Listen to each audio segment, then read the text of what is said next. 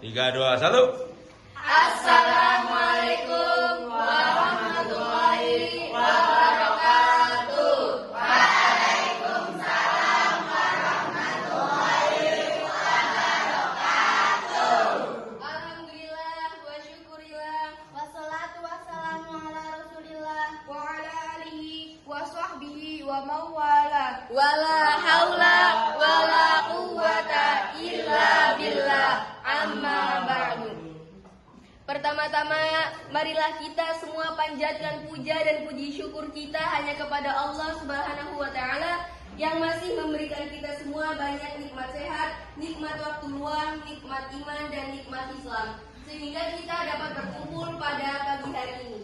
Tidak lupa, tentu sholawat serta salam mari kita curahkan kepada junjungan kita semua, Nabi Muhammad Sallallahu Alaihi Wasallam, karena telah membawa kita semua dari zaman jahiliyah, zaman kebodohan menuju zaman yang terang benderang yang diridhoi oleh Allah Subhanahu Wa Taala.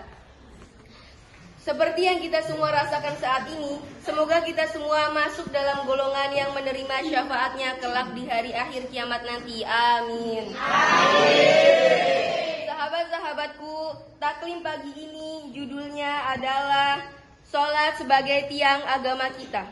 Sebagai seorang muslim, kita tentu saja tahu bahwa sholat adalah kewajiban bagi seorang mukmin. Rasulullah bahkan pernah bersabda bahwa sholat adalah tiang agama kita. Tiang agama ini diibaratkan seperti sebuah rumah atau bangunan. Apabila sebuah rumah atau bangunan memiliki tiang atau fondasi yang kokoh, tentu saja rumah atau bangunan tersebut akan kokoh berdiri dan tidak akan mudah roboh. Begitu pula sebaliknya, jika rumah atau bangunan yang dibangun tanpa tiang-tiang yang kokoh, maka rumah tersebut akan mudah roboh dan jatuh. Karena hal inilah, sebagai seorang muslim yang baik, kita harus tahu bahwa sholat bukan sekedar kewajiban dalam beribadah saja, tetapi juga untuk meningkatkan keimanan kita sebagai muslim agar semakin dekat dengan Allah, sehingga tidak mudah tergoda untuk melaksanakan segala kemaksiatan yang dibenci oleh Allah. Sebagai kewajiban, Allah juga memberikan keringanan dan kemudahan pada hambanya untuk menunaikan sholat 5 kali dalam sehari. Jika seorang hamba dalam keadaan sakit tidak mampu berdiri, maka diperbolehkan untuk melaksanakan sholat dalam keadaan duduk atau bahkan tidur, sesuai dengan ketentuan yang telah diatur dalam ilmu fikih. Rasulullah Shallallahu Alaihi Wasallam pernah bersabda bahwa jika manusia mengetahui pahala yang didapatkan ketika melaksanakan sholat subuh dan asar, maka setiap manusia akan mendatangi dan melaksanakan kedua sholat tersebut, meskipun mereka harus merangkak. Dari perkataan Rasul ini dapat kita tarik kesimpulannya bahwa Allah telah menyiapkan pahala dan imbalan yang begitu besar bagi hambanya yang mengerjakan sholat. Perlu kita ketahui teman-teman bahwa sholat tidak hanya menjadi suatu kewajiban bagi seorang mukmin, akan tetapi juga sebagai bukti keimanan seseorang pada Allah Subhanahu wa Ta'ala. Hal ini dijelaskan pula dalam surat Al-Maun ayat 4 dan 5 yang artinya sebagai berikut. Celakalah bagi orang yang sholat, yaitu orang-orang yang telah lalai sholatnya. Seorang muslim yang tidak mengerjakan sholat, maka orang tersebut akan celaka serta rugi, karena ketika seorang melaksanakan sholat dengan baik, maka amalan-amalan yang lain pun akan ikut baik. Akan tetapi jika sholatnya buruk, maka amalan yang lainnya pun akan ikut buruk juga. Sholat sebaiknya dilaksanakan tepat waktu dan tidak ditunda-tunda, serta dilakukan dengan khusyuk dan hikmat.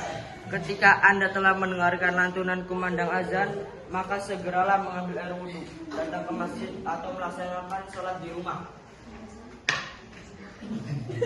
Sholat selain sebagai kewajiban juga berfungsi untuk mencegah perbuatan keji dan mungkar yang akan mendekatkan seorang muslim pada kemaksiatan.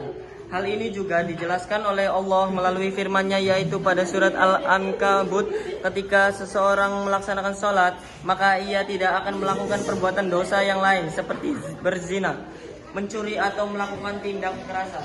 Terakhir, perlu kita ingat bahwa sholat adalah kewajiban yang tidak perlu dilewatkan.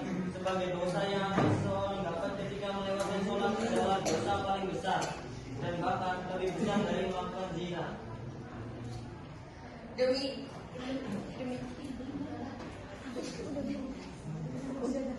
Demikianlah taklim pagi ini, semoga bermanfaat. Yang menyampaikan baik, yang mendengarkan juga baik.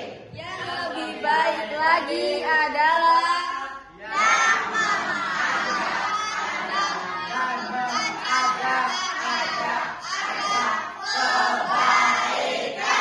Insya Allah kami akan mengamalkannya. Bagaimanakah dengan saudara-saudara? Marilah kita tutup taklim ini dengan doa kifaratul majelis.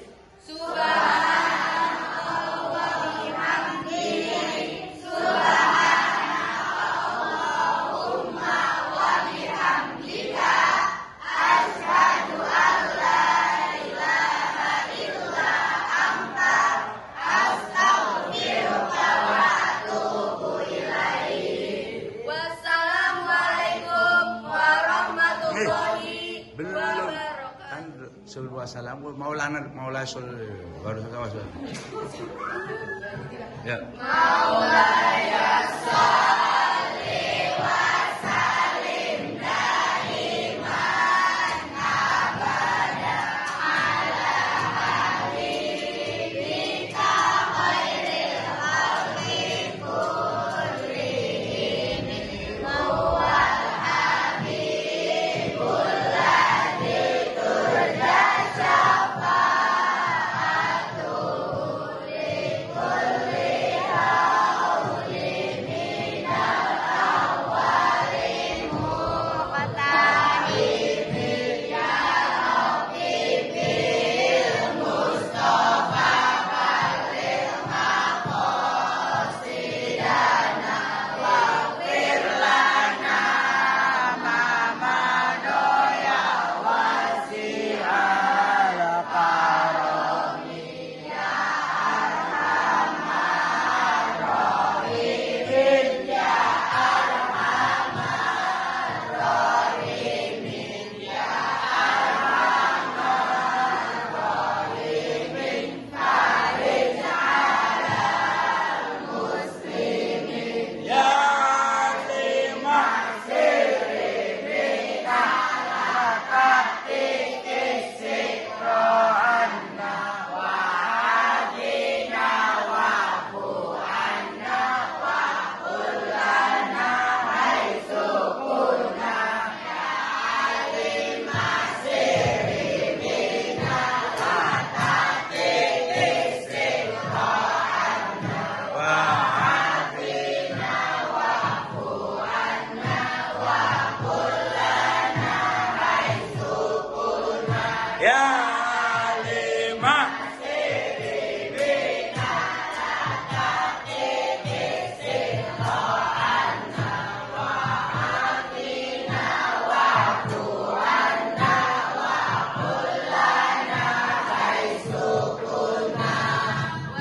Wassalamualaikum warahmatullahi wabarakatuh.